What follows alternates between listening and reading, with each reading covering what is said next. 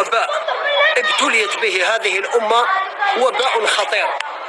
إذا كانوا يقول لكم كاين واحد لاغريب وواحد الوباء راه يجي، واحد الوباء راح يجي، أنا نقول لكم ما تخافوش. هذاك الوباء عنده دواء، تروح للصيدلية، تروح للطبيب يصف لك الدواء، ما كاش مشكل. الوباء الخطير الذي أعلن عنه أنا الآن، اسمعوه شنو هو هذا الوباء.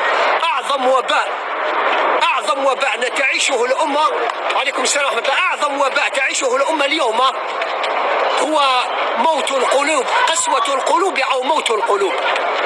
إخواني الكرام، أعظم وباء هو موت القلوب، والحياة الحقيقية هي حياة القلوب.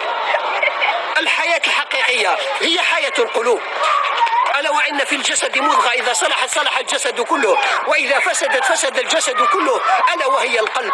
هذا كلام الرسول صلى الله عليه وسلم. كي يكون القلب فيه إيمان، الذين آمنوا وتطمئن قلوبهم بذكر الله، ألا بذكر الله تطمئن القلوب.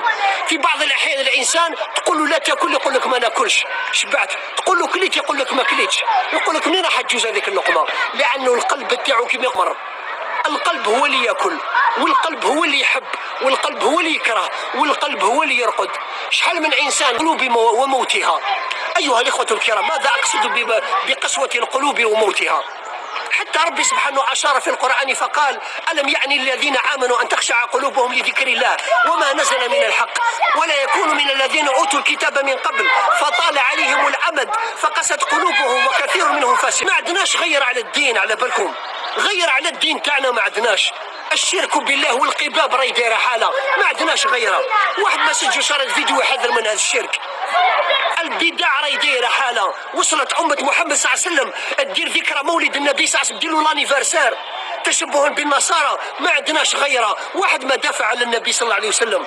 بلغ بنا الامر ان ولات ما عندناش غيرها حتى على الشرف تاعنا والعرض تاعنا. وادخلوا في صلب الموضوع. ولا الشاب تاع 20 سنه يسلم على راجل من الفم على المباشر في اللايف والناس قاعد تشوف.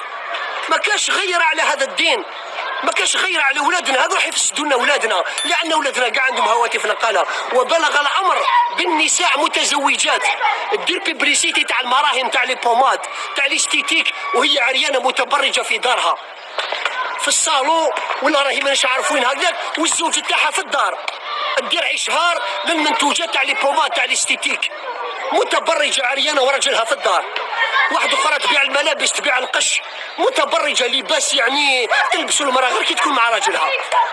دير اشهار للمنتوجات تاع الالبسه للتجاره وراجلها في الدار. ما كاش غيره، ما كاش غيره.